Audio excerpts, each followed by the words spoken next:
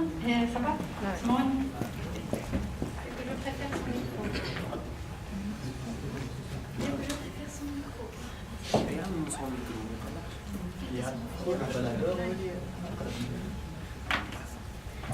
Merci, Monsieur le Président. C'est avec beaucoup de plaisir et de satisfaction et au nom de mes collègues qui m'ont travaillé avec moi dans la commission de formation et compétences professionnelles que je vais vous présenter aujourd'hui le fruit de ce travail. C'est un travail laborieux depuis le mois d'avril et on s'est penché.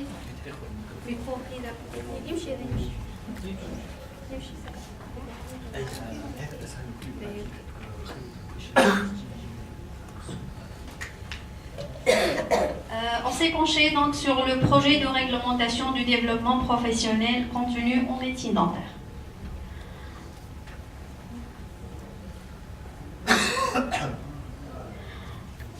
Ce travail, bien sûr, c'est un travail de groupe. Et je félicite énormément mes collègues Dr Mohamed Zoueri, qui est le rapporteur de la commission, Dr Mohamed Mnif, le rapporteur adjoint, et Dr Manel Belati, la membre chargée de la communication. Ce travail, comme on a déjà dit, qui a duré 8 mois de travail et qui n'a pu voir le jour sans la coordination avec les membres du conseil régional.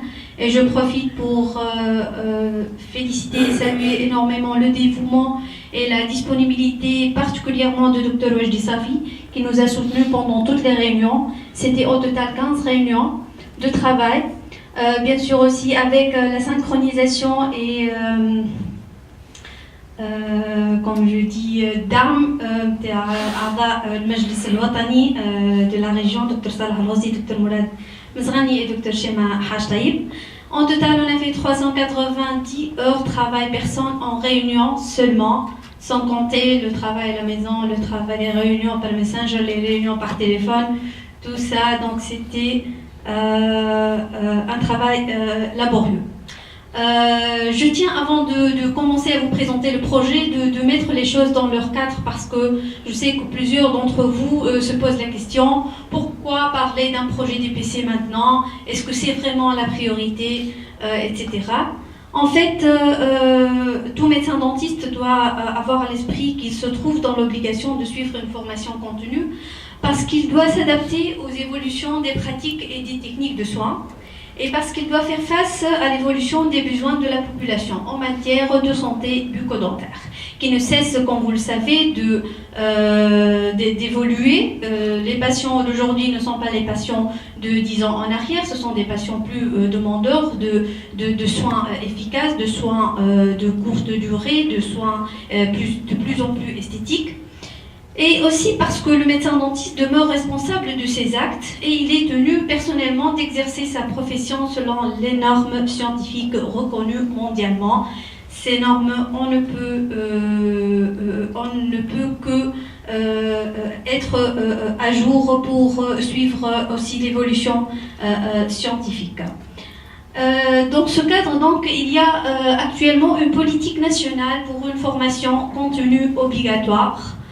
Et donc, il est temps de définir un cadre de référence afin de soutenir, orienter les médecins dentistes dans le maintien et le perfectionnement de leurs connaissances. En fait, c'est l'instance nationale d'accréditation de la santé qui, s'est créée et a apparu, sa création s'est apparue dans le genre en 2012. Qui, parmi ses prérogatives, selon ce papier officiel, est la notion de développement professionnel contenu pour tous les professionnels de la santé. Ça s'intègre dans sa mission. Donc, cette instance, c'est l'organisme accréditeur en matière de santé.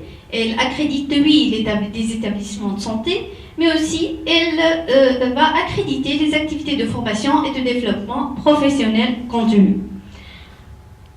Ceci dit, l'INAS, toujours dans ce papier, va collaborer étroitement avec tous les organismes impliqués dans le développement professionnel continu. Il se trouve que nous, les médecins dentistes, on n'a pas un organisme qui codifie la formation contenue. Alors, par contre, les pharmaciens, ils l'ont. Donc, on se voit peut-être face à que l'INAS, qui est de composition peut-être un peu hétérogène, surtout dominée par des médecins, des responsables du ministère, va nous chapeauter notre formation contenue, d'où l'urgence de parler d'un projet DPC, de s'organiser et de créer une instance qui gère, contrôle et évalue notre formation. Donc, de ce fait, on s'est penché, et c'était la priorité de notre commission. La méthodologie de travail était de faire des réunions d'écoute tout d'abord. C'était 3 réunions d'écoute qui, avec la participation en total de 47 médecins dentistes des différentes instances, les 2 syndicats, les médecins de santé publique, les associations scientifiques de la région. Et pendant ces réunions d'écoute, on a relevé plusieurs points, plusieurs préoccupations des jeunes médecins dentistes, des moins jeunes, des responsables de la profession dans la région. Entre autres, on se pose des questions sur la qualité de la formation, sur l'accessibilité géographique et l'accessibilité surtout financière, qui demeure la préoccupation surtout des jeunes médecins dentistes. Ainsi, on a pris toutes ces considérations lors de notre travail et permettez-moi maintenant de vous présenter le projet d'une façon un peu détaillée. Alors, le projet comporte 3 grandes parties. La première partie, c'est comment accréditer le médecin dentiste. La deuxième partie, c'est comment accréditer un organisme formateur. Et puis, quels sont les critères d'accréditation d'un programme de développement professionnel continu. Tout d'abord, on va se mettre d'accord sur une certaine terminologie pour que vous puissiez suivre un peu le débat. On parle de programme DPC, c'est le programme annuel proposé par un organisme formateur. On parle d'activité DPC, c'est toute manifestation scientifique faisant partie d'un programme DPC. Par exemple, un organisme formateur va proposer comme programme DPC. La première activité, c'est une journée. La deuxième activité, un congrès. La troisième activité, une formation. Et l'action, c'est la partie élémentaire dans l'activité DPC, c'est la conférence ou l'atelier. Donc, l'ensemble des actions constituent l'activité ou la manifestation scientifique. Tout d'abord, pour commencer, il faut bien parler de l'instance qui va gérer ce système. L'instance qui va évaluer, qui va organiser, qui va suivre tout le système d'accréditation. Eh bien, il y aura une grande volonté de créer un haut comité national de développement professionnel contenu des médecins dentistes, une instance plus ou moins indépendante qui reste sous l'égide du Conseil national, on l'espère, et qui est composée de 2 comités, un comité de gestion et un conseil scientifique. Le rôle principal du comité de gestion, c'est justement la gestion, le contrôle et l'évaluation du système. Et le rôle du conseil scientifique, c'est d'accréditer, c'est la tâche scientifique proprement dite, d'accréditer les programmes, attribuer le nombre de points, proposer un barème, proposer des thèmes scientifiques, etc. On va voir tout à l'heure les détails.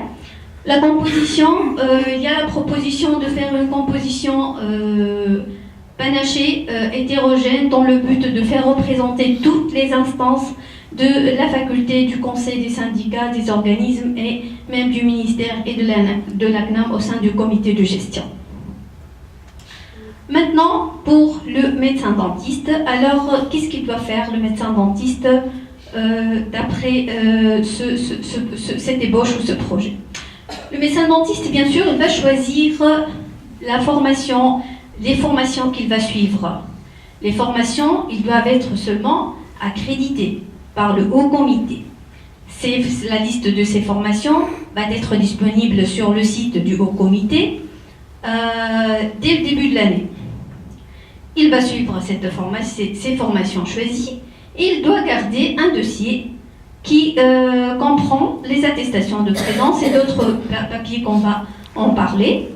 Et puis, si tout va bien, il a validé son obligation de développement professionnel contenu, il va avoir une attestation qui peut être de grande valeur morale puisqu'il peut la mettre dans son cabinet et c'est un gage qu'il est à la page des progrès scientifiques. Comment le médecin dentiste maintenant va choisir son programme DPC? Comme on a déjà dit, c'est à travers une liste de programmes accrédités. Et chaque action accréditée lui correspond à un nombre de points. On parle d'unité de développement professionnel continu. Donc, dans la liste de programmes accrédités, on va voir les programmes et devant chaque action, c'est par action, le nombre de points qu'il va les avoir lorsqu'il assiste à cette conférence ou à cette formation ou à cet atelier ou à cette journée. Eh bien, il y a un petit bonus si le médecin dentiste va suivre un thème recommandé. Un thème recommandé par qui? Recommandé par le conseil scientifique. Ce sont des thèmes qui peuvent être recommandés pour encourager les médecins dentistes à les suivre parce que ce sont des thèmes intéressants en liaison directe avec l'exercice du médecin dentiste, bien que peut-être ils ne figurent pas beaucoup actuellement dans les programmes de formation. On va y revenir. Donc, chaque thème recommandé suivi, le dentiste va bénéficier de 5 unités DPC supplémentaires. Alors, qu'est-ce qu'il va faire avec ces attestations? En fait, il va garder les attestations, mais aussi les fiches de satisfaction, et on va y revenir. Qu'est-ce que c'est ces fiches de satisfaction? Et il doit ramasser en totalité 300 unités DPC par 3 ans, avec un minimum de 40 unités DPC par an. Pourquoi ce barème au minimum? C'est pour garantir au médecin, à ce que le médecin dentiste il suit une formation chaque an. Il ne reste pas sans formation pendant 2 ans et puis il passe faire une formation bien concrète. Il ramasse tout le nombre des points et ça devient une formation chaque 2 ou 3 ans. Non, on veut une formation réellement continue dans le temps et puis c'est un système qui est bien reconnu dans tous les pays occidentaux actuellement. On parle d'un système pareil. Le médecin mais le conseil régional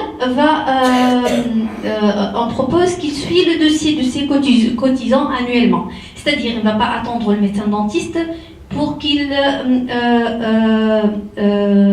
vienne présenter son dossier après 3 ans. Surtout au début, le projet il n'est pas très clair très bien assimilé peut-être par les médecins dentistes, donc on peut oublier, on peut ne pas être averti, on peut ne pas être à la page.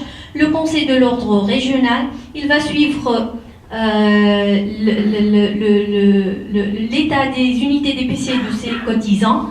C'est normalement c'est pas difficile du tout par le système informatique. Les organismes formateurs vont envoyer la liste des médecins dentistes qui participent au comité et au comité va les distribuer au conseil régional. Donc le conseil régional il a sur l'ordinateur tout et il va chaque semestre par exemple, chaque 6 mois rappeler au médecin dentiste, voilà, bonjour monsieur docteur Foulen, vous avez cumulé donc 20 unités DPC pour cette année, il vous reste 20 unités DPC pour ne pas tomber dans la limite inférieure, etc.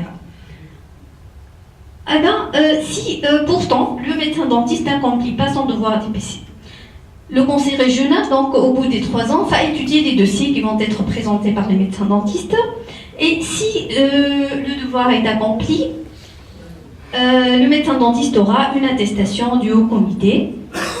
Si par contre le dossier n'est pas accompli, alors le devoir n'est pas accompli, alors ou bien le médecin dentiste va présenter un empêchement majeur avec bien sûr justificatif, tel que une maladie de longue durée, tel qu'un voyage ou une coopération.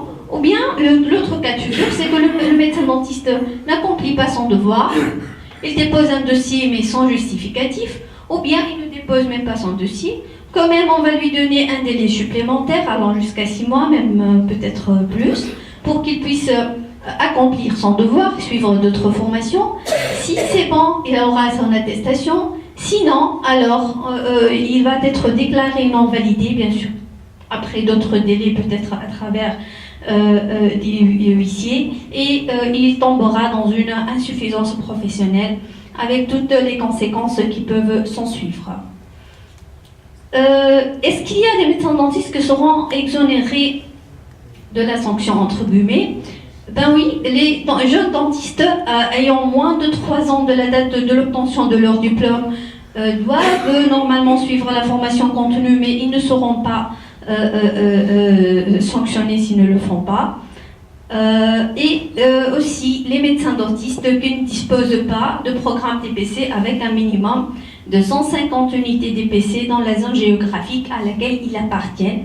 150 unités DPC, c'est 1,5 fois la moyenne. Donc, c'est pour faciliter, surtout aux gens qui doivent se déplacer pour faire des formations continues. Voilà. Si dans la région, dans la zone géographique, on va en parler, c'est quoi la zone géographique? Il n'y a pas les 150 unités DPC, ils peuvent bénéficier d'un délai supplémentaire où on peut attendre jusqu'à cette condition disparaître. Alors maintenant, les questions qui se posent. La formation est-elle payante? Est-elle gratuite? Comment faire face à la centralisation des programmes DPC qu'on l'observe maintenant, malheureusement, les formations sont concentrées à Tunis, Sfax, Hammamet, Sousa, Nestir. Comment encourager donc les associations, les organismes formateurs à aller vers les autres gouvernorats? Quels sont les critères d'accréditation des programmes DPC? Quel programme va être accrédité? L'organisme formateur et les sponsors et la relation, et comment faire face au conflit d'intérêts? Toutes ces questions, si la pause café est prête, vont être débattues tout à l'heure après la pause café.